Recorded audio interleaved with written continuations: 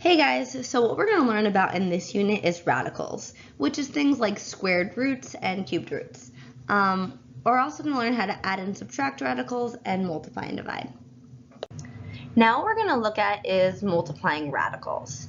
When multiplying radicals, you need to remember to multiply the coefficients together and then multiply the radicals together. It's as easy as that. Just make sure you simplify at the end.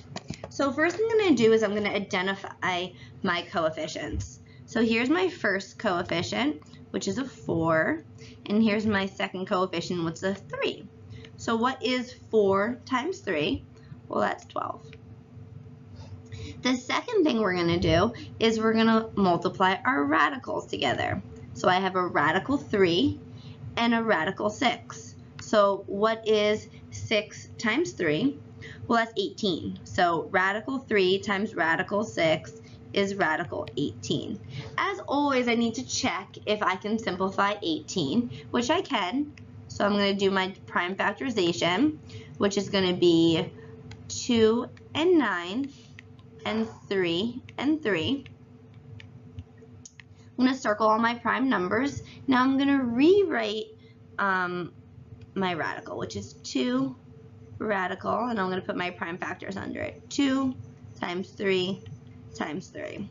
Now I'm going to pull out my pair, which is the 3. So a 3 is going to come outside of my radical. So now I have 3 times 12, which is 36. So I have 36 radical. Well, what's left inside my radical? Just the 2. So 36 radical 2 is my final answer. Here's another example for you about multiplying radicals. This is some things that maybe people make common mistakes with. So let's look at this first one. Again, we're going to multiply the coefficients times the coefficients and the radical times the radicals. But when I look at this first one here, there is no coefficient. So technically, there is an invisible 1 there. Okay, it's important that you know that invisible 1 is there to help you. So again, I'm just going to do the coefficients. Here's my first coefficient, a 1. Here's my second coefficient, a 3. So what is 1 times 3? Well, 1 times 3 is 3. Next thing I'm going to do is I'm going to look for my radicals. So now I'm going to multiply radical 5 times radical 2. Well, radical 5 times radical 2, well, 5 times 2 is 10, so that's radical 10. Now I check to see, well, can I simplify radical 10? No, I can't. So that's my final answer.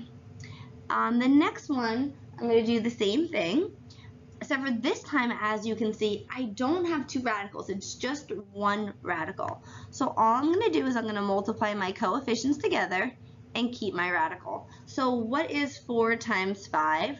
Well, that's 20. And I don't have any other radical to multiply radical 11 with.